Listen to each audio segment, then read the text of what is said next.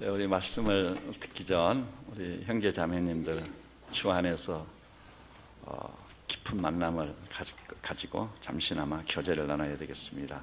형제님 주 안에서 사랑합니다. 자매님 주 안에서 축복합니다. 인사 좀 나눠주십시오.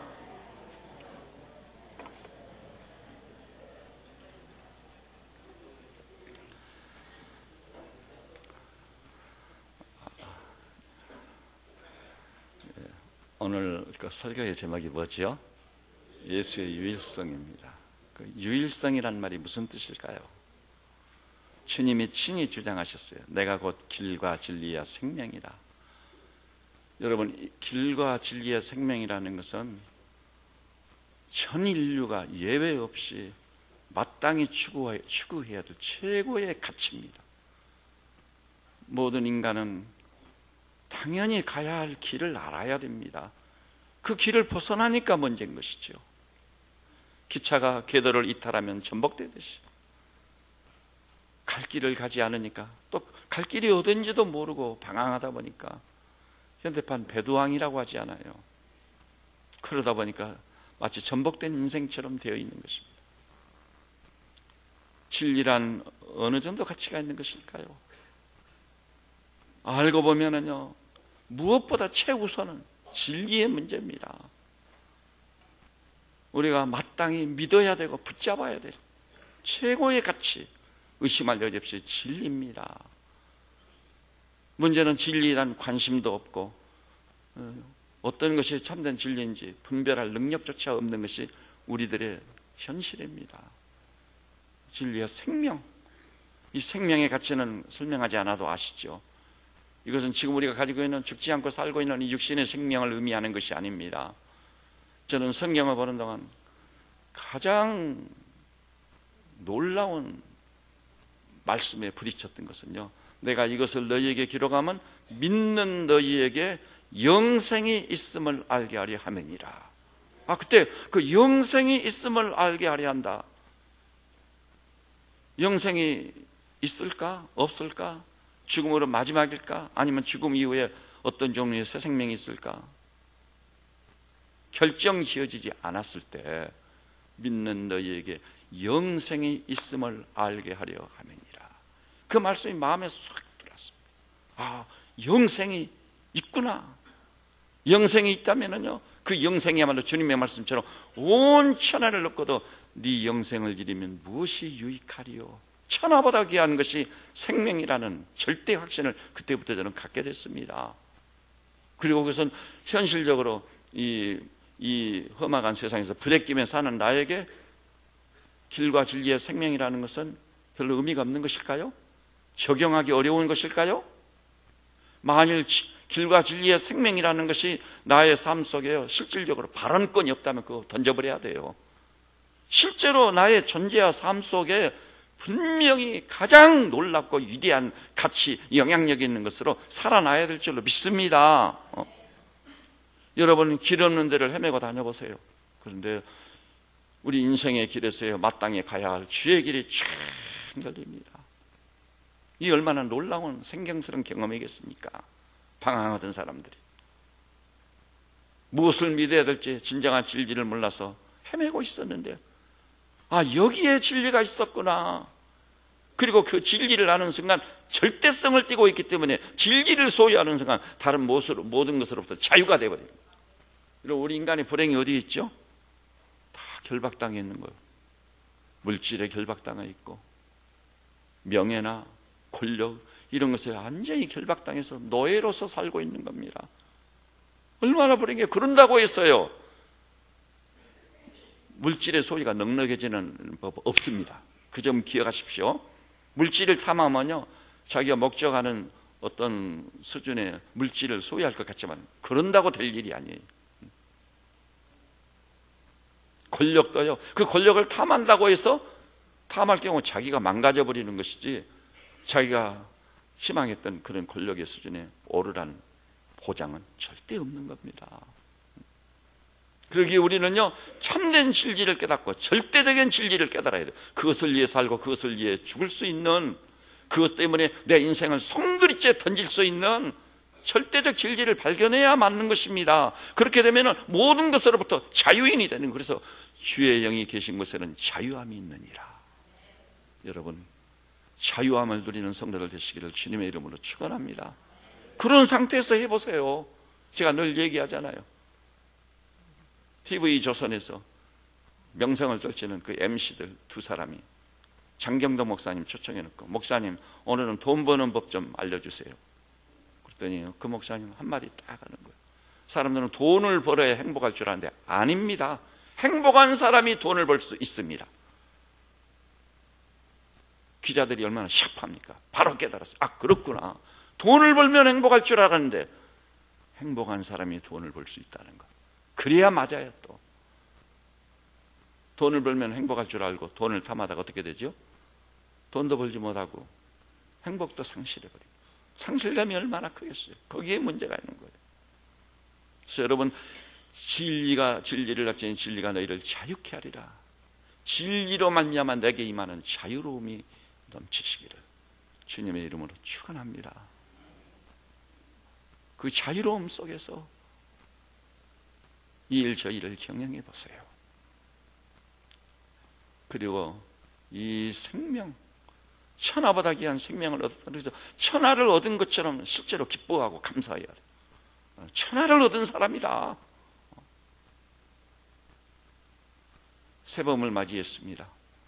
저 단단한 돼지를 뚫고 생명에 벅찬 새순이 고개를 싹 얼었던 돼지를 뚫고 겨울을 지내면서 그 메마른 가지에서 새순이 싹을 탁 트입니다. 얼마나 생명이 벅찹니까? 자연계의 생명도 그럴진데 영원한 생명을 실제로 소유한 그런 놀라운 체험적, 경험적 사실이 있단다면 우리는 생명이 약동하는 영원의 범을 구가하고 살 수 있게 될 줄 믿으시기를 바랍니다. 여러분, 이 험악한 세상에서 어떻게 살고 계십니까? 우리 행복을 사정없이 박탈해가는 이 무서운 시대에 새 생명을 소유해서 새 생명의 능력으로 사셔야 된다는 말씀입니다. 활기차요, 생기로워야 돼요. 구약이 예언했듯이 저는 자가 사슴같이 뛰며 달리는 듯한 그런 충만한 삶을 사시기를 바랍니다. 주님도 그곳으로 우리를 초청하시지 않았습니까?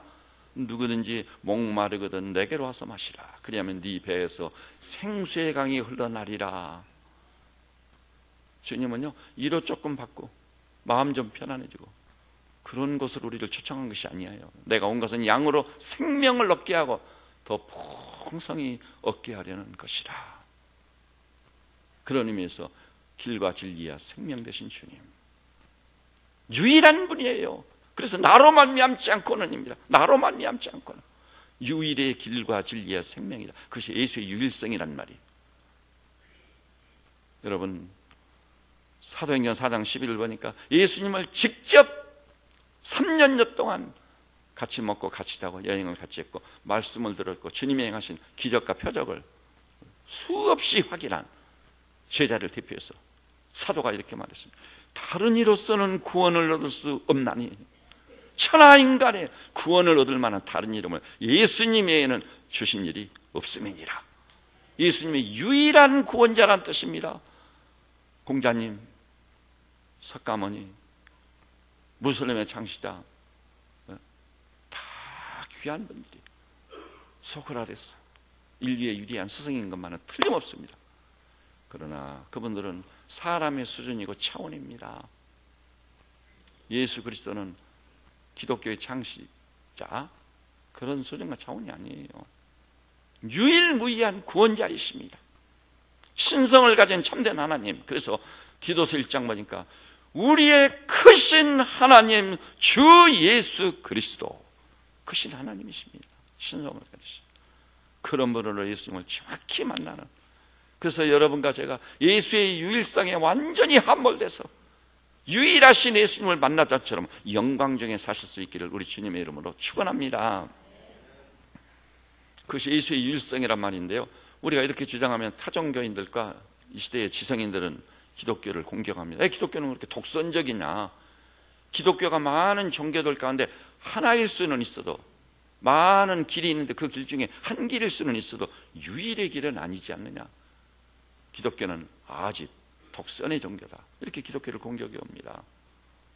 그러면서 기독교는 포용력이 없다고, 불교도 좀 인정해주고, 카톨릭도 좀 인정해주고, 공자님도 좀 수용해주고, 더불어서 손을 잡고 가는 것이 좋지.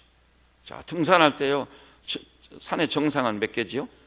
하나입니다. 정상으로 가는 길은요, 등산로는 여러 개의 코스가 있는 겁니다. 그처럼 모든 종교의 궁극적 목표는 같은데 그 목표를 향해 가는 길은 다 다를 뿐이다. 여러 길이 있는데 기독교는 그 중에 하나의 길일 뿐이다. 근데 왜 유일의 길이라고 주장하느냐? 과연 그럴까요? 그것이 포용력이 없는 것일까요? 이 점을 알아야 됩니다. 2 더하기 2라는 수학적 진리가 정답이 몇이죠? 4 하나밖에 없는 거예요. 4가 정답이란다면 다른 수는 뭐가 되는 것이죠? 거짓입니다. 속임수입니다. 이 점을 알아야 됩니다. 예수 그리스도가 유일한 길과 진리의 생명이란다면 예수 외에는 다른 길이 없습니다. 그런데요, 2 더하기 2라는 셈에서 정답이 4인데요, 배웠다는 사람이 포용력을 발휘 이렇게 말하면 3도 정답이 될 수 있고 5도 정답이 될 수 있고 1000도 다 정답이 될 수 있습니다. 모든 것을 수용하고 포용하고, 그것은요, 단호하게 말씀드립니다, 진리에 가난한 포용력이 없는 자세라고는 불성실한 자세인 거예요. 2 더하기 2는 4라고 주장하는 것이 맞는 것이지 3도 5도 정답이라고 수용하고 받아들이는 것은, 그것은 포용력이 없다고 표현하기보다는 진리에 대한 성실한 자세가 없다고 결론 내려야 될 줄로 믿으시기를 바랍니다. 여러분 어떻게 생각하세요? 석가모니도 우리가 존경할 만한 부분이 있어요. 따를 만한 가르침이 있는 게 사실이에요. 공자님도 마찬가지입니다. 그럼에도 불구하고 우리 인간을 허물과죄로 죽은 자리에서 구원할 자, 또 우리 인간이 마땅히 가야 될 유일의 길과 진리의 생명은 주 예수 그리스도 한 분밖에 안 계심을 저는 확실히 믿습니다. 제가 불교를 몰라서도 아닙니다. 공자님을 무시해서도 아닙니다. 굉장히 긍정적인 생각을 가지고 있습니다. 그럼에도 불구하고 참되신 하나님, 유일하신 구원자 예수 그리스도, 포기할 수 없는 진리입니다. 그것이 진리에 대한 저의 성실성이고 진실성입니다. 여러분, 이 땅에는요, 유일의 현실들이 얼마든지 있는 거예요. 그리고 어떻게 보면 가장 가치 있고 소중한 것일수록 하나밖에 없습니다. 나를 낳아준 어머님 2분이 있을 수 없어요. 어떤 사람은 내 어머니가 한 4분쯤 돼서 한 번은 서울에 두고, 한 번은 뉴욕에 두고, 한 번은 런던에 두고, 한 번은 모스크바에 두고, 그래서 모스크바도 가보고 영국도 가보고 얼마나 좋겠느냐. 그럴 수는 없는 것입니다. 그것이 편리한 게 아니에요. 나를 낳아주고 길러주신 어머님은 한 분밖에 안 계시는 거예요. 그렇기 때문에 나의 사랑하는 어머니이고 소중한 어머니이고, 그 어머니의 눈동자를 바라보고 있는 나그네가 피곤이 싹 풀리고 어머니의 사랑의 품에 안기는 순간 참된 안식을 누릴 수 있는, 한 분밖에 안 계시는 어머니이기 때문에 그렇게 소중하고 가치가 있는 것이에요. 여러분, 밤하늘의 별들이 그렇게 많지만 별은요 각기 하나예요. 달도 하나고 태양도 하나입니다. 별들도 그렇게 많이 반짝이지만 틀림없이 하나밖에 없는 존재로 존재하는 것입니다. 우리 인구가 몇만이라고 하죠? 60억. 근데 60억의 인구 중에 동질적 자아는 나밖에 없어요. 그러니까 내가 소중히 여겨야 될 존재예요. 나밖에 없어요. 쌍둥이도 달라요.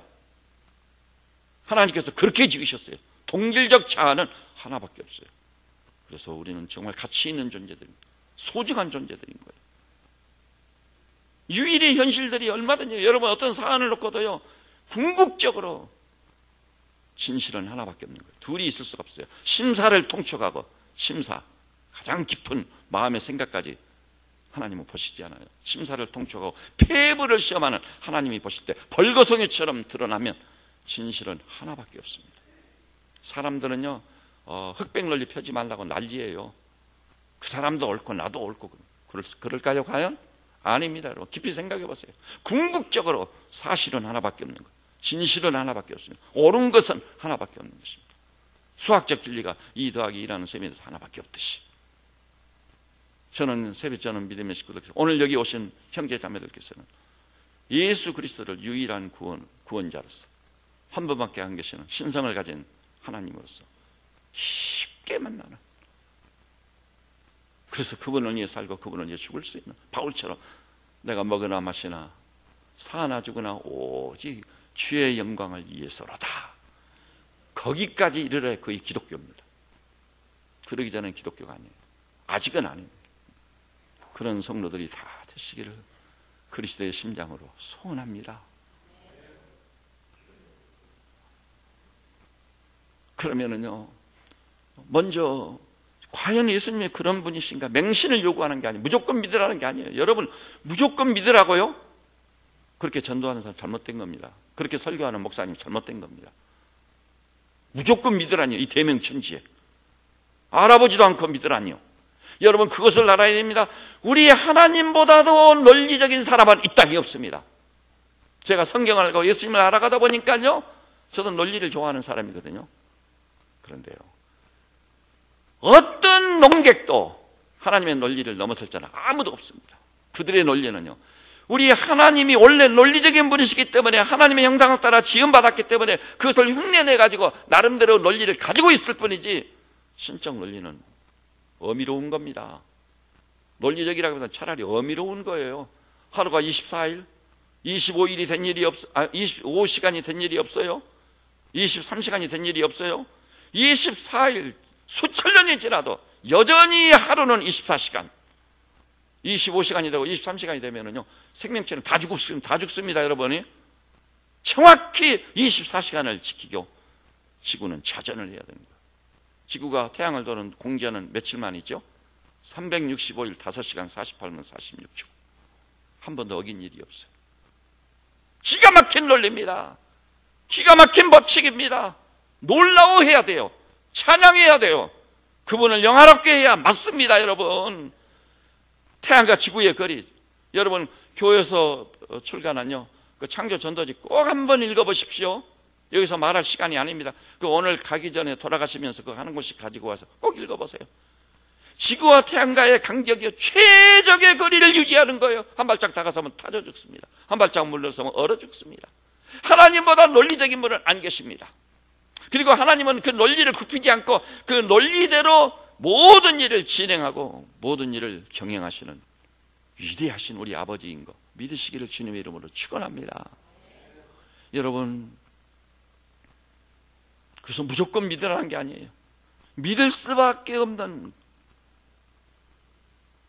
분명한 근거와 사실이 있습니다. 사실. 자, 그러면은요, 다른 역사적인 위인들과 예수님을 비교해 보십시오. 주장점이 어떻게 다른지. 히랍 철학의 원조인 소크라테스, 4대 성인 중에 한 분이죠. 여러분, 히랍 철학이 굉장한 겁니다. 서로 말씀드렸습니다만 제 같이 살았던 선배 서승원 박사, 서울대 철학과, 미대 대학원, 그리고는 나는 철학을 위해서 그리스로 간다, 아테네로 가버렸어요.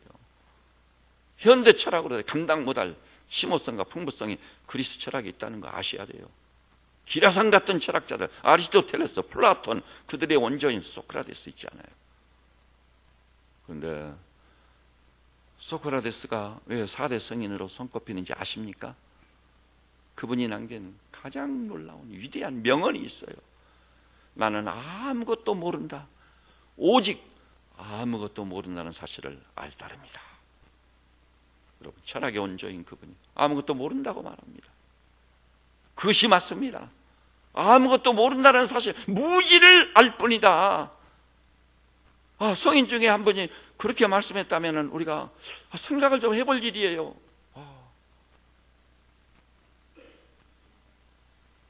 그런데 예수님은 뭐라고 그랬습니까? 소크라테스하고 오늘 우리가 본 말씀 있죠. 아무것도 아는 사람은 아무것도 모른다고 하는데 예수님은 내가 곧 길이요 진리요 생명이니 나로 말미암지거나 아버지께로 올 자가 없느니라. 최고의 가치를 주님 자신이 소유하고 있어 명확히 밝히고 예수님을 통해서만 하나님 아버지에게 나아간다. 살아 역사하시는 위대하신 하나님과의 만남은 예수 그리스도를 통해서만입니다. 유명한 이슬람의 창시자 마호멧 뭐라고 그랬죠? 마호멧의 가르침의 핵심 중에 핵심이 뭔지 아세요? 나는 나의 죄를 씻기 위해서 무릎이 닳도록 기도했다. 이것입니다. 그런 죄의식과 죄책감이 아주 깊었어요.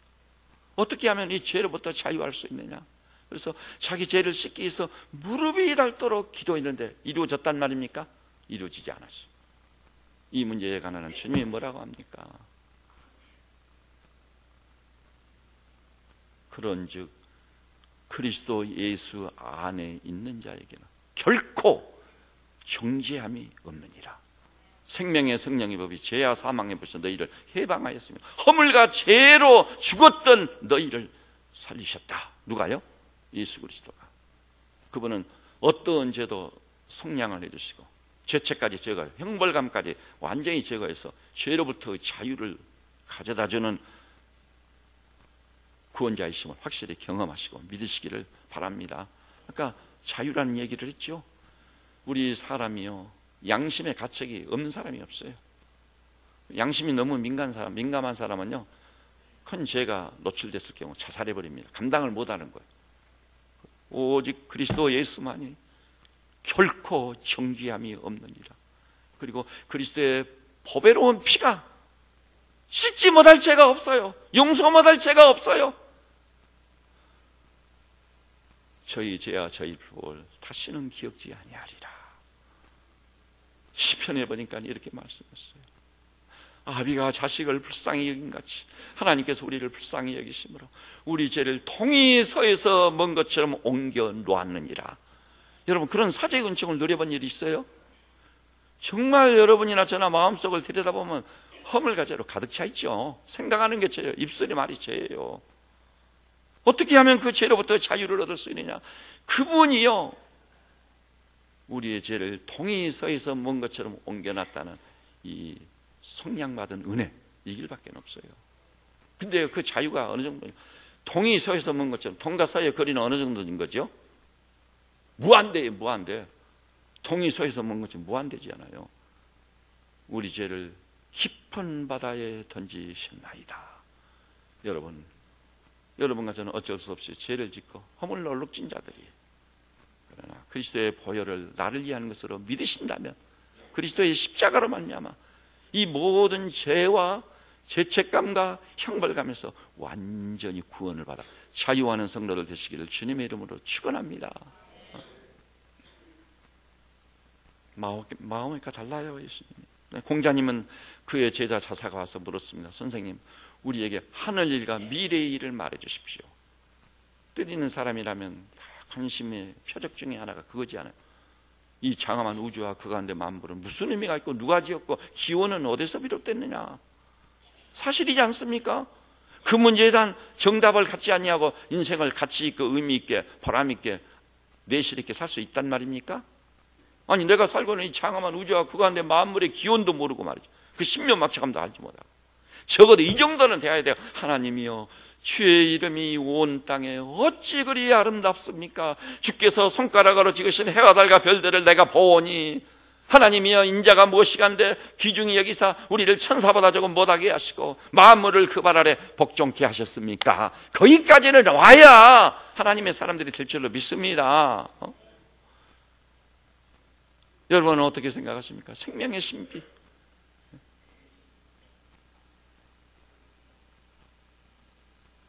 하늘 일과 미래의 일을 말해 주십시오. 미래의 일, 우리 인간 생명이란 어디서 왔느냐? 무엇을 위해서 하느냐? 어디로 가느냐?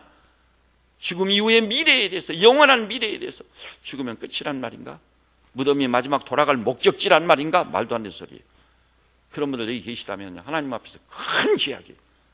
우리 인간이 무덤을 향해 가는 존재예요? 우리의 궁극적 목적지가 무덤이란 말이에요? 이런 인생관과 이런 사생관 때문에 모든 문제가 생기는 것입니다. 사생관이 분명하지 못하니까 언젠가는 하나님의 존전에서 정말 너에게 심판대 앞에 서서 내가 마음으로 생각, 입술로 말하고 행동한 것들, 우리 죄가 백일하에 노출되어 가지고 신불신간의 최후의 심판을 받는다는, 그래서 우리의 갈 것은 무덤이 아니고 죽든지 살든지 다 부활하는 거예요. 심판의 부활로, 생명의 부활로 부활한다고 성경은 선언하고 있습니다. 그것을 믿는 사람이 도덕이 있고 윤리가 있는 것이에요. 암암리에 무의식 중에 나는 무덤을 향해 가고 있다. 죽으면 그만이지. 이와 같은 인생은요, 나를 망가지게 하고 가정을 와해시키고 자녀들이요 문지하로 기르는 제일 큰 원인자가 바로 그겁니다. 우리 자녀들이 왜 이렇게 부패하고 타락합니까? 왜 이렇게 문지아들로 전락해버립니까? 제자가 가서 그것을 물은 거예요. 자사가, 공자님, 선생님, 하늘과 미래의 일을 말해주십시오.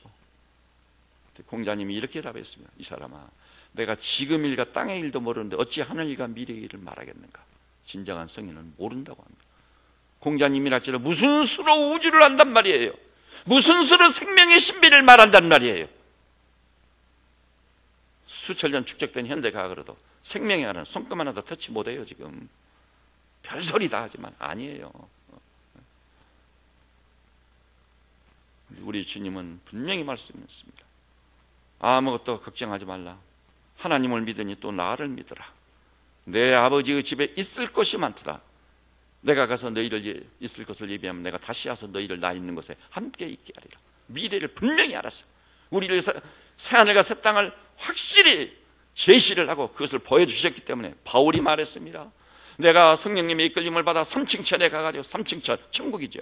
유대인의 개념으로 천국이에요. 거기서 말로는 형언할 수 없는 것을 보고 들었느니라.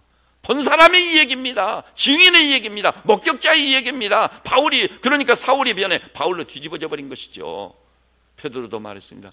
내가 의에 거하는 바 새하늘과 새 땅을 바라보노라. 요한이 말했습니다. 또 하늘로부터 새하늘과 새 땅이 내려오는 것을 내가 본다. 신부가 신랑을 위하여 단장한 것 같더라. 여러분, 죽음 이후에 우리는 무덤으로 가서 존재가 단절되고 중단될 존재가 아닙니다. 그리스도를 믿는 자들은 생명의 부활로 살아나서 우리를 위해서 예비하신 있을 것이 많은 아버지의 집으로 직행할 것을 확실히 믿습니다.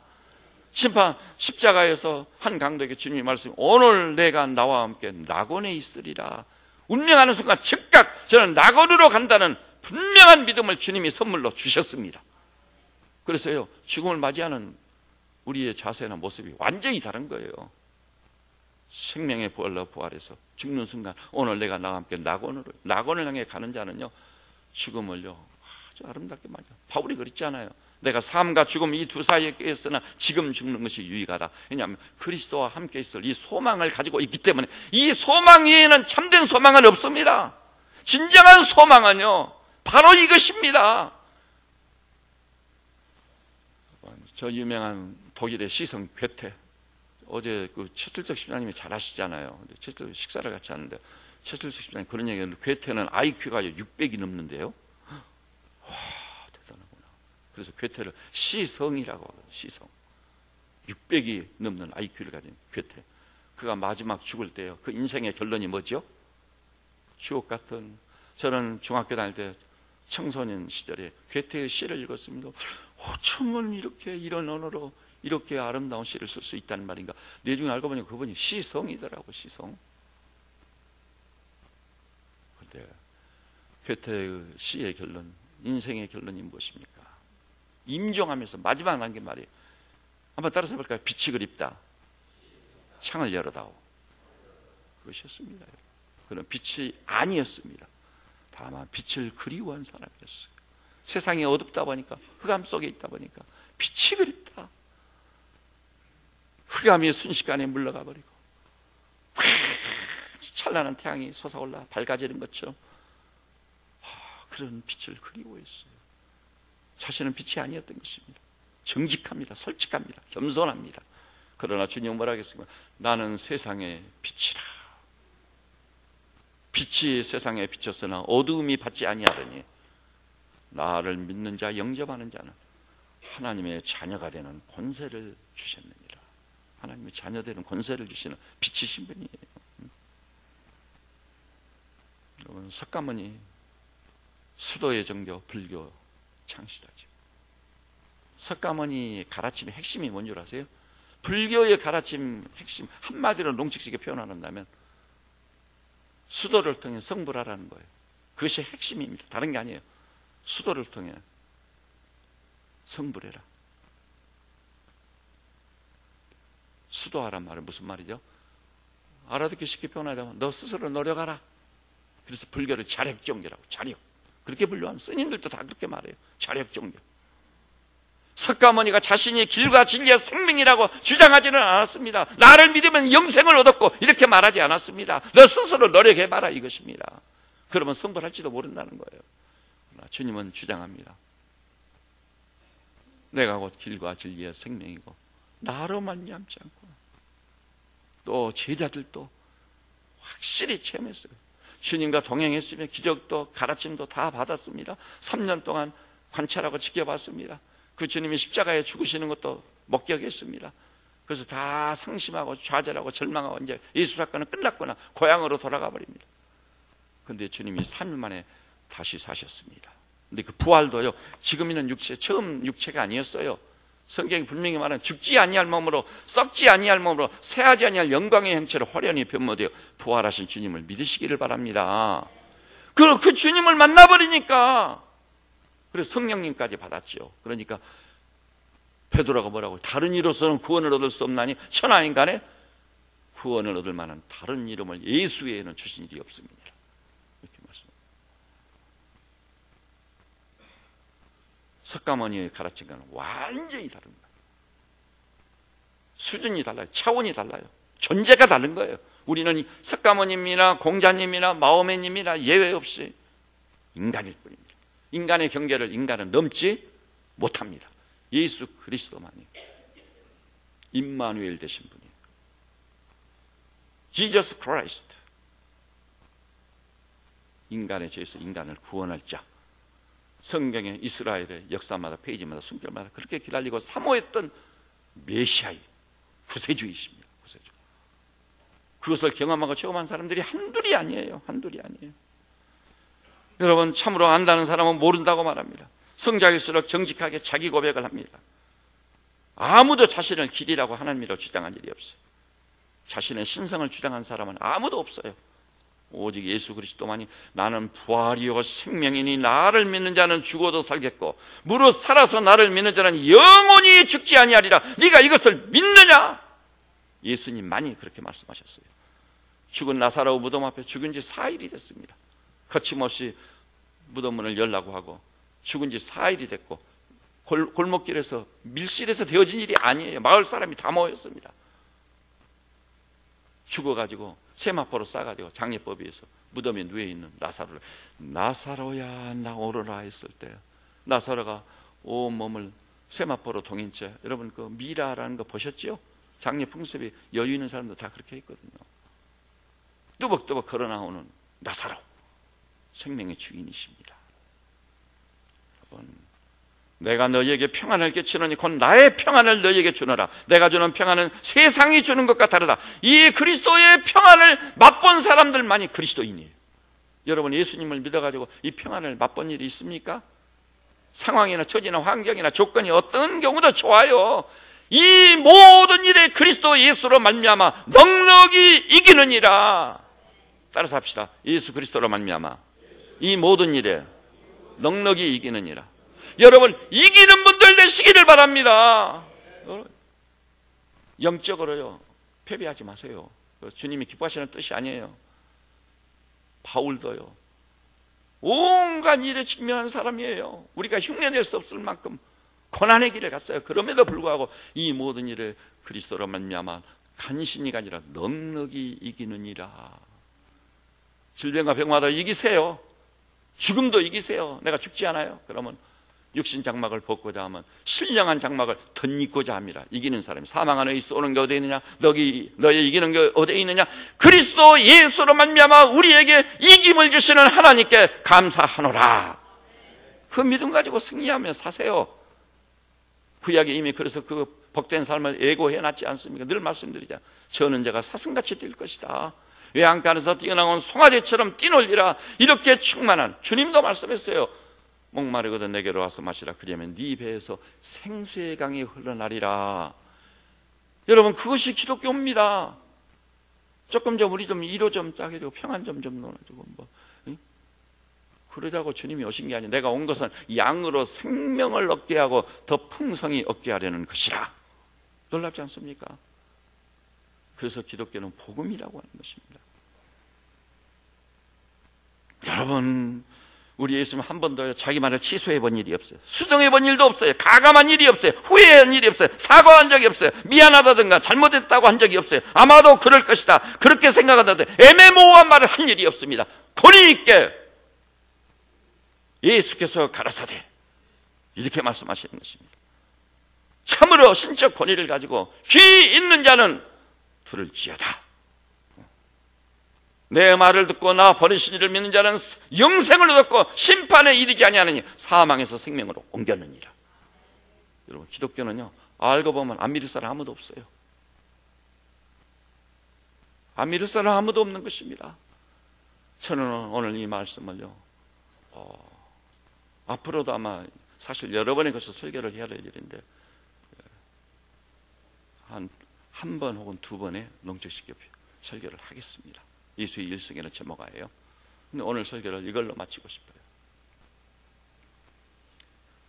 이 세상에서요, 제일 위대한 법학부가 어디 있죠? 미국의 에일 대학 법학부입니다.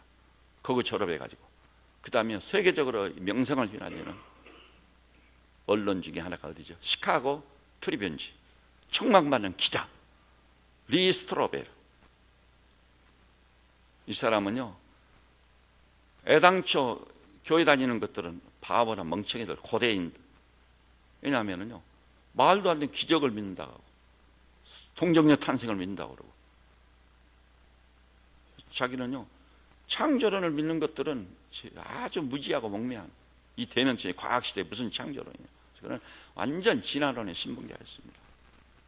근데 그 리스토벨이요, 자기하고 인생관과 가치관을 같이 하는 아내를 만나가지고 다 결혼했어요. 둘이 다 철저한 무신론자요, 또 진화론자들입니다. 근데 살다가 어느 날 갑자기 아내가 교회를 나가고 크리스찬이 돼버리네요. 그리고 아내의 삶에 변화가 온 거예요. 존재나 인격이나 삶에 변화가 왔어요. 그래서 속으로 저것이 왜 저러나? 그래가지고 드디어 이혼을 결심했습니다. 최악의 경우까지 간다. 갈 때 갈지라도 그것이 아니라는 걸 내가 밝혀줘야 되겠다 해가지고 먼저 창조세계의 신비라는 책을 썼습니다. 진즉이 제가 소개했죠. 창조세계의 신비. 이분이 진화론자니까요, 진화론에 대한 본질적인 주장점을 다 알고 있는, 쟁점이 뭔가 알고 있는, 이걸 수집을 했습니다. 그래가지고 그 창조론과 진화론에 대해서 정답을 줄 수 있는 우리 시대의 가장 권위 있는 학자들의 이름을 쫙 뽑았습니다. 그 중에는 노벨상 수상자도 있어요. 그래가지고 그들과 전화통화를 통해 인터뷰 시간을 약속했습니다. 그리고 비행기를 날아가가지고 충분한 시간을 가지고 자기가 가지고 간 질문을 쏟아냈습니다. 너무나 놀라워서 우선 놀래버린 게요, 창조론을 대표해서 말하는 노벨상을 수상한 그 학자가 알고 보니까요, 크리스찬인 거예요. 크리스찬. 아니, 당신이 어떻게 이 대명천지 과학시대에 창조론을 믿느냐고. 그래서 자기가 가지고는 부정적인 관점을 다 쏟아냈어요. 그런데 그 분야별로 권위 있는 학자들을 한 사람 한 사람 만나는 동안 너무나 놀라운, 그 학자들이 한 사람처럼 창조론을 지지하고 있다는 것, 그리고 진화론은 일거의 가치가 없다는 것, 결론이 내려져 있는 학자들이었던 것이죠. 권위자들입니다, 여러분. 굉장히 충격이고, 그래서 그 사람들을 인터뷰한 내용을 정리해가지고 출간한 책이 창조세계의 신비입니다. 왜 하나님께서 그런 책을 출간하게 하셨을까라는 이유가 있다고 합니다. 그 학술적인 용어를 비롯해서 그 내용이 너무 심오하다 보니까요, 쉽게 이해가 안 되는 책이에요. 진도가 잘 안 나가요. 그런데 저는 그것을 읽으면 읽을수록 재미가 있고 기쁨이 있고 내가 믿고 있는 사실에 대한 확인을 받으니까 얼마나 신이 나는지, 야, 하나님께서 이 시대에 리 스트로벨, 그것도 철저히 무신론에다가 진화론에다가 기독교를 어리석은 자들의 집단으로 간주했던 사람이 완전히 뒤집히니까 얼마나 놀라워. 그래서 그도 또한 교회를 나가버린 거예요. 크리스찬이 됐어요. 근데 그 정도가 아니에요. 그는 촉망받는 언론인으로서 다 알아주는 사람인데 서슴지 않고 사표를 탁 내고 신학을 했어요. 그래서 목사가 됐어요. 리 스트로벨이 지금 전 세계에서요, 지성인들을, 무신론자나 진화론자들을 무릎 꿇게 만드는 1급 설교자예요. 시카고에서 목회를, 그 윌로우 크릭 커뮤니티에서 목사로서 사역을 하다가 지금 LA 근교에 있는, 제가 가봤어요, 세들백 교회, 릭 워렌 목사, 세들베크 유명하잖아요. 그 교회 불신자 예배 메신저입니다. 놀랍지 않습니까, 여러분? 놀라운 사실이에요. 창조세계 신비를 쓴다고 그가 쓴 정말 중량급의 책이에요. 그 책 중에 하나가 뭔지 아세요? 예수는 역사다. 다 신화나 전설로 생각했는데 또 그 분야의 권위자들을 이름을 빼가지고 십자가로부터 부활로부터 예수님의 운명의 사실을 모든 것을 그 분야의 전문가들, 권위자들을 찾아가서 다 유수한 박사학위를 가진 사람들이고 명문 출신들이고 세계적으로 인정해주는 대학자들이에요. 그 사람들을 찾아가지고 일일이 그 주제를 가지고 논쟁을 했습니다. 한 결과 충격 먹어버린 거예요. 예수 사건은 역사다. 역사라는 것은 뭐죠? 신화나 전설이 실제로 일어난 사실이다. 제가 지난 시간에 말씀, 사실은 타협이 불가능한 거예요. 제가 여기 있는데요. 내일쯤 여러분을 길가에서 만났어요. 여러분이 반가워요. 양 목사님, 그 목사님 목회하는 거에 어제 내가 나갔었습니다. 그러니까 그래가지고 목사님 설교 잘 들었습니다. 아니 저는 어제 이 강단에 설교한 일이 없는데요. 좀 착각하신 것 같네요. 제가 그런다고 그 뭐라고 했죠? 그 목사님 설교는 똑똑한 척하고 잘하더니 형편없는 목사네요. 자기가 강단에서 분명히 설교해놓고 설교한 사실조차 까먹고 잊어버리고 모르는 사람. 사실은 여기 제가 서서 설교한 거지 않아요. 사실은요 타협이 불가능한 거예요. 사실은 사실 자체만으로 설득력이 있는 거예요. 사실은요 믿어달라고 사정할 필요도 없는 거예요. 사실 자체만으로 파괴력을 가지고 있고 사실 자체만으로 권세한 능력을 가지고 있다는 거 믿으시기를 우리 주님의 이름으로 축원합니다. 기독교는 역사적 사실에 기초를 하고 있는 것입니다. 그래서 예수님은요 BC와 AD 인류 역사를요 Before Christ, 안노 도미니 그리스도 이전과 이후로 탁 나누어서 역사의 분수령이 되신 것을 믿으시기를 바랍니다. 역사적인 인물이니까 그렇습니다. 저는 여기 계신 우리 교우들이 기독교나 예수 믿는 것이 액세서리가 아니라는 것, 교양물이 아니라는 것을 기억하십시오. 그것을 위해서 죽고 그것을 위해서 살아야 마땅한 그분이 참으로 하나님이시고 유일한 구원자라다면 우리는 그분을 어떻게 믿어야 될 건지 답이 이미 나와 있어요.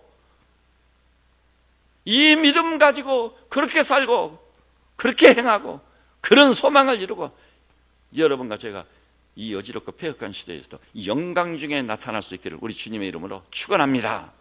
기도하십시다. 주님, 가히 없는 우주를 바라봅니다. 인간 생명의 신비를 응시해봅니다. 주여, 우주의 기운은 어디며 인간 생명의 신비는 어디서 비롯된 것입니까? 오 주님, 우리 인간이 돌아갈 궁극적 목적지가 무덤이란 말입니까? 오늘 말씀을 통해 유일한 구원자 예수님을 알게 하시고 유일한 길과 진리와 생명 되신 주님을 접할 수 있도록 만날 수 있도록 주님 존전에 세워주신 우리 주님 감사하고 찬송합니다. 한 번도 제됨이 없이 정확히 깊고 풍부하게 주 예수 그리스도를 만나 그리스도 예수의 참 제자들 되게 하여 주시옵소서. 우리 형제자매님들 이 믿음으로 살면 모든 일에 능히 이길 줄 믿습니다. 역사의 행방을 결정짓고 역사의 탁류를 거슬리는